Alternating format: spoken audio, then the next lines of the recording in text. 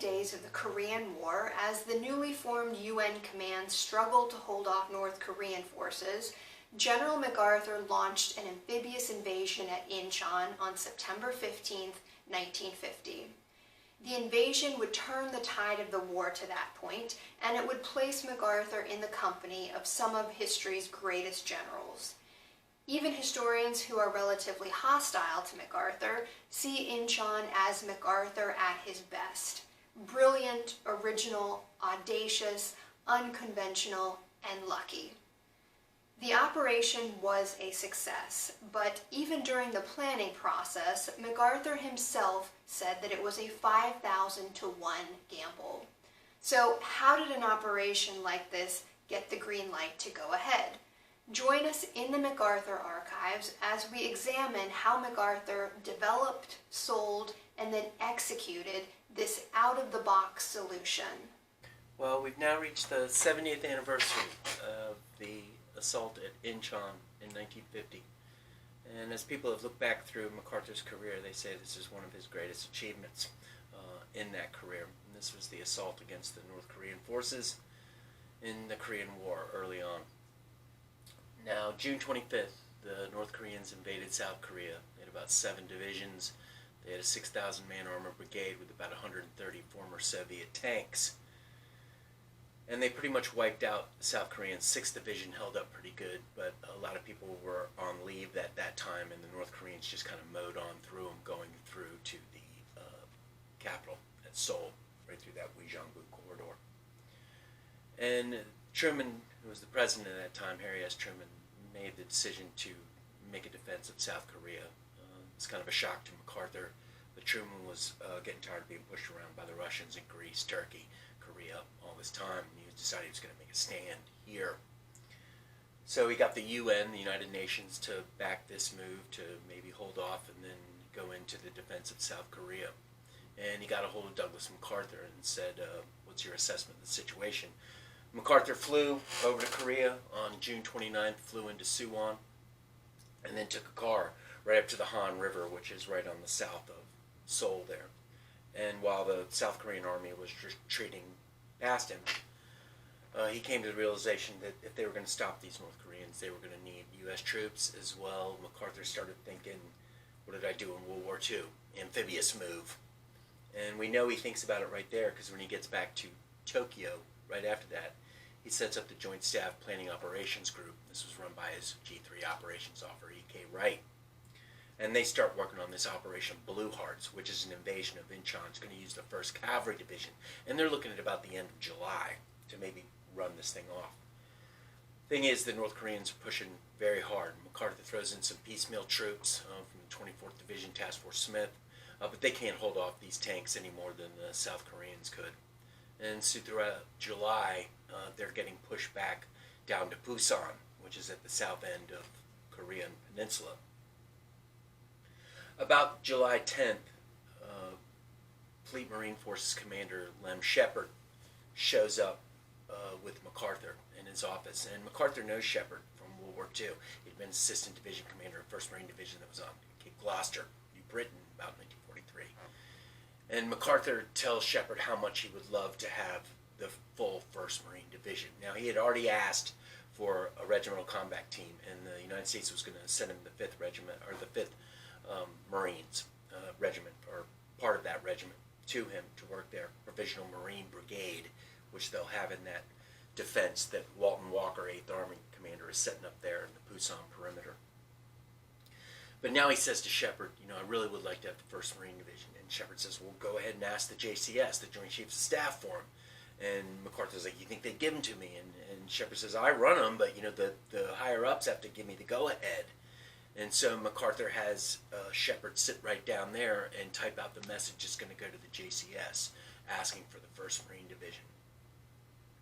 And they will essentially, about a month later, agree to give him the 1st, 7th, and 5th regiments of this 1st Marine Division. It's really no division.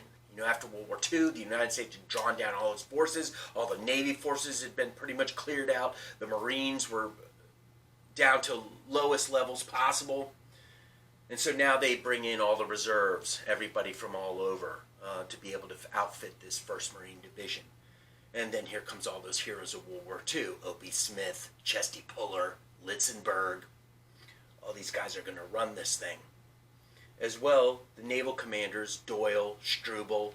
Now these guys were all in World War II as well. Doyle, one of the amphibious experts. And that's why this Incheon thing's going to work. Not so much because it's a great plan by MacArthur, the strategic, move that's going to be made, but the professionalism of the United States Marine Corps, the United States Navy, the United States Air Force, and the United States Army is what's going to make this happen.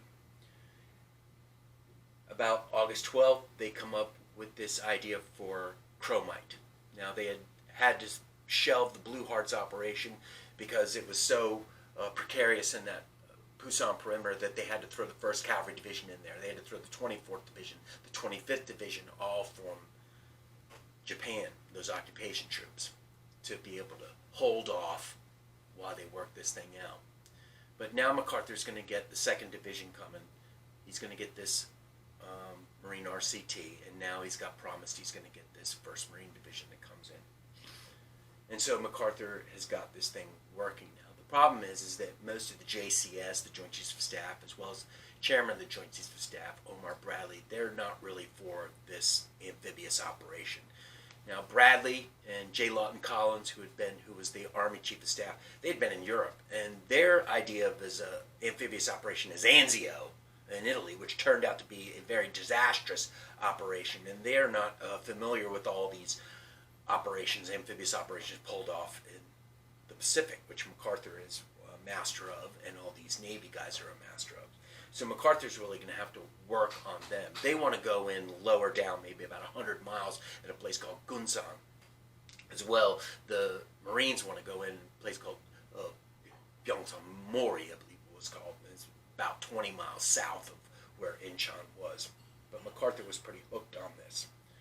On 20 August, O.P. Smith, who's going to command the 1st Marine Division, shows up, and he gets a conference with MacArthur. And MacArthur Smith is for going lower down on the peninsula. He goes in. MacArthur's thoroughly put for Incheon as well. Smith says he has almost this mystical belief that this is going to be the most successful thing that happens. He says it's not confidence, but this mystical belief that MacArthur has. They come up with the chromite plan, Plan 100C. They're getting ready for this thing to happen, but then the Joint Chiefs of Staff want to come have a visit with MacArthur. And so Forrest Sherman, who's the Chief of Naval Operations, and J. Lawton Collins, who's the head of the Army, and then they have a Lieutenant General Idwal Edwards of the Air Force, because you see, in the planning for it, Wright had figured out that Navy and Marine Corps Air was going to cover the operation. Air Force would be outside of that. And so when the Joint Chiefs meet with MacArthur on 23 August, the head of the Joint Chiefs, Vandenberg, is not with them because he knows the Air Force is not really going to have a part in this Incheon operation itself. Marines are not allowed into this conference that they have. Lemuel Shepard as well as O.P. Smith are both kept out of it. What they'll have is MacArthur with the JCS heads. He'll have E.K. Wright as G3, as well as all the Navy planners. There's about 9 of them, 9 briefers that will come up and brief everybody on everything, because the JCS are trying to get an eye on this plan. Wright gets up, talks about the Operation 100B chromite, and then the 9 briefers of Doyle's Navy get up and start talking. At one point, they get into naval gunfire because the Navy wants to have about 10 days of saturate bombardment of this place. E.K. Wright's only thinking they're going to need about 2 or 3 days. As they start going through and talking about they're going to need 10 days, Forrest Sherman, the Chief of Naval Operations, speaks up and says, what are you talking about? You're only going to need a couple of days. And the lower rank Navy officer said, well, as an expert in gunfire, and Sherman cut him off right there, said, son, I've forgotten more about naval gunfire than you're ever going to know. Sherman's for this thing. He had met Admiral Struble, who will run the whole task force, Task Force 7, and Struble was all behind it, and now Sherman is pretty much behind it as well. So the Navy planners give up, tell why they are against this. There's all these obstacles. Flying Fish Channel going into Incheon Harbor is completely thin. You've got these 30-foot tides that you go in. The landing operations will be held up because of it. Most of your big LSTs, your landing ship tanks, will be stuck on the mud for this operation. So it's something they're all very worried about. And they give up and give their ideas of what's what. There was one guy who said, I don't think we should even take ships up Flying Fish Channel. And again, Sherman spoke up and said, I wouldn't hesitate to take my destroyer up there. And MacArthur looked at him, spoken like a farragut. You know, just like the leader from Civil War days. Damn the torpedoes, full speed ahead. You know, Sherman's MacArthur's guy now. And then all the briefers finish, and everybody looks to MacArthur. Collins says, I still think we should go at Kunsan. I don't believe we should go in here. The Navy and Marine guys still want to go down lower, and MacArthur gets up and starts speaking, talking about how the North Korean army is fully invested at the Naktong perimeter, that Pusan perimeter. The only way to cut their logistics, their supplies, is to cut the rail lines. The easiest way to do that is to come in at the port of Seoul, which is Incheon, and cut the rail lines there. MacArthur believes that all those obstacles that the Navy had pointed out were the very reason why no one would expect them to go in at Incheon. He starts talking about Wolfe and Montcalm during the French and Indian War. Wolfe had climbed the heights of scales of Quebec and met the Montcalm, the French commander, on the plains of Abraham, and squashed them because of this element surprise. MacArthur believes it's all surprise. It doesn't matter what year it is, what kind of weapons you have. Everything is based on the element of surprise. And he gets them all pretty ginned up. Now, the next day, the Navy and the Marines get together, and they still are like, we should maybe go in lower. Shepard goes to see MacArthur again, and MacArthur says, nope, it's going to be Incheon. He feels it. As well, the JCS gives tentative approval of this operation, but it hasn't come through yet. And then, as well, MacArthur's letter to the VFW gets released in about 20 August. And this was the letter he had written to him saying that you can never let Formosa, the Chinese island, fall to the communists because it would be like giving them an unsinkable aircraft carrier, totally violating policy of Truman not to talk about Red China during this Korean War because he doesn't want to get things mixed up. So now they've got this thing where they're going into this Incheon operation. They're really not all flush with it as well. Now MacArthur's released this VFW message, but still he's the only guy that believes in this thing, and they go with it. Now, come late August, MacArthur picks his commander for this operation. 10th Corps is what it's going to be under, and he's going to use the 1st Marine Division. He's going to use the 7th Division. Now, 7th Division was that last occupation division in Japan. And it's pretty much been gutted to fill up all the other divisions because as occupation troops, they were very much weak at that point. So now MacArthur's going to use the 7th Division with this 10th Corps invasion of Incheon. And he's got to immediately pump in about 9,000 Korean youth. And they're going to have this buddy system in the 7th Division to be able to fill out the ranks because they just don't have any more U.S. personnel to throw in it. He picks Edward Ullman, his chief of staff, to be head of 10th Corps as a choice that not many other people like. The chief of the Army, J. Lawton Collins, has no friendship for Ullman whatsoever. As well, Opie Smith, the Marine commander, will not be able to get along with him. There are a lot of different personalities going through. But finally, August 28th, the tentative approval comes in, and then on 8 September, the approval for it comes in. But even in the approval message that comes to MacArthur, they say again, do you think we should go in somewhere lower? MacArthur's reply is, this thing is going to go off. I'm totally confident about it. We are going to go in there and we are going to crush them. And they follow the man who has that confidence. Thing is when they sent him this message, the fleet had already started leaving because they've got 2 of these typhoons that roll through. Typhoon Jane had come in pretty much on about the 5th of September, messed up a lot of loading operations in the port of Kobe because they're going to be leaving from Kobe, Yokohama, Sasebo for this invasion fleet that's going to come over. So 5 September, they had to leave a lot of those LSTs, which are the slowest ships coming out. A lot of them manned by Japanese are going to come out and start heading over to Korea. The Mount McKinley will be MacArthur's flagship. This is going to be Doyle's flagship as well. This is amphibious command ship.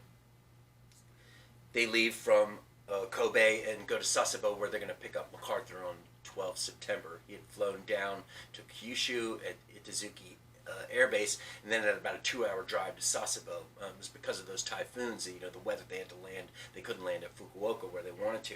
And on the drive into Sasebo, they see a rainbow, and MacArthur's experience with the Rainbow Division of World War I, he says it, as this mystic sign again. There's my rainbow. This is going to work. This is going to happen.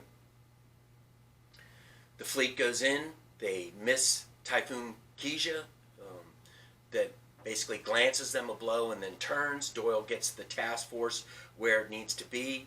You've had Navy and raiders that have gone into that Flying Fish Channel. They've taken over an island there, and they're doing various soundings, and they've also gotten onto Wolmido Island. There's a lighthouse there, and they've got the word to light this thing up on the night before they move in.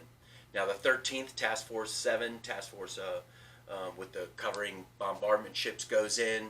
You've got some heavy cruisers. They're going to start launching 8-inch shells into Incheon and this island of Wolmido, which sticks out from the port of Incheon, which they'll have to take first. They park about 2 miles out while the destroyers go right in. When they get in, they find out that the North Korean 918th Coastal Artillery Regiment is there, and they're hitting them with some 40 millimeter guns. You've got the Gurk as well as the Colette, which takes some fire from there. But on the 14th, they go back in, and they pretty much silence any resistance that they're going to have. On the morning of the 15th, the task force comes into Flying Fish Channel and get into the harbor. Bombardment starts. You've got Task Force 77 with Marine and Navy air cover just plastering everything possible. And at about 6:30 in the morning, the 5th Marines are going to go into Wolmido, this island that is right off of Incheon. And they've got to take about a 350-foot hill called Radio Hill, because that has pretty much good observation of the whole harbor. They get in, they pretty much wipe out the opposition. The thing is, now the tide's gone out, and you're going to have to wait till about 5:30 at night before you can go back in. During this period, MacArthur was ecstatic. They had watched the Marines go in on this operation. As soon as they realized that part was over, MacArthur said the Navy and the Marine Corps have never shined more than they did this morning. And then they'll take a tour launch. MacArthur will take the Mount McKinley's launch, and they'll go on a tour of the harbor at that point. About 5:30 that evening, they start moving in again. It's getting dark. There's smoke everywhere. It's starting to rain. They basically can't see anything. The 5th Marines, the rest of them, that one battalion that had gone in there, the 3rd battalion on Tapley had gone into Wolmido. Now you're going to have the 1st and 2nd battalions. They're going to land at what they call Red Beach, just north of Wolmido, and you're going to have the 1st Marines under Chesty Puller go in on the south beaches. But they're really not beaches, they're seawalls. And so every landing craft is going to have to carry these ladders to be able to go over there. Now this is First Lieutenant Lopez that goes over. He'll win the Medal of Honor because they got pinned down by these machine gun nests as soon as they came up over the seawall, and he pretty much single-handedly took out one and lost his life. A hand grenade he was about to throw into the next one fell on the ground. He jumped on top of it and saved the rest of his platoon that was right there. 1st Marines go in. It's very confused landing, but they're able to work things out. And that's the thing. They had no practice on this. Marines always rehearse all these runs. The 1st Marines had never even really operated together before. And so it's really, like I said, the professionalism of these units that really make this thing work. They go in, there's about 2,500 troops of the North Koreans. You have this 226th Independent Marine Unit of the North Koreans that are there. They're going to give some opposition, but the Marine Corps is going to go in and pretty much wipe them out, get into the town of Seoul, which is about a town of about 250,000 people. And that next morning, the 1st and the 5th Marines are going to hook up, and they'll start driving for Ascom City and Kimpo Airport, which is Incheon's airport. MacArthur will go in on the 17th. He'll meet with O.P. Smith, the head of the 1st Marine Division there, and then he'll head towards Ascom City, where they've had a fight with about 6 T-34 tanks. MacArthur wants to see this. he'll go and meet with Chesty Puller there at the Hill as they're moving into Ascom City, and Brigadier General Edward Simmons, he was head of like Marine Corps history in the 1980s, 1990s, but he was a young major there, and he said that there was nobody else. You know, you had all these brass, all these dignitaries, but MacArthur was just towering above all of them. It was his moment, you know, at that point, and everybody knew it. This thing had gone off. Everybody had been against it, pretty much except him. The Marines are going to have a tough fight throughout. They'll take the towns that are right below the Han River, but then as the 7th Division lands, and then the 7th Marines land after them on the 21st and 22nd, and they'll have to start getting into the fight because they're meeting some stiff resistance. It appears that right as the Incheon invasion had happened, there was a North Korean division on the way down the Naktong perimeter, and they get the word and they go in to defend Seoul. And so it's going to be a street, house-to-house fight. It's going to take about 2 weeks to take it. By the 28th of September, they pretty much got it under control, and that's when MacArthur goes in and restores the South Korean government under President Ri. As we all know, it pretty much cut off the North Korean army. Walton Walker and the 8th Army was going to break out of that Pusan perimeter on the 16th, but they still found it too strong. By about the 19th, all that North Korean army had found out that the Incheon operation had taken place, and they're being cut off behind. And then pretty much all integrity of the North Korean army falls apart as they start streaming north. A lot of them will get caught down south. They'll become guerrillas in the mountains. But by the 23rd, you've got a hookup between the 8th Army and the 10th Corps there. And now MacArthur is the hero of Incheon. Back at the Pentagon, they're calling him the sorcerer of Incheon. The JCS gets all ginned up. On 16 September, they had sent him a plan for going north into North Korea to destroy the North Korean army.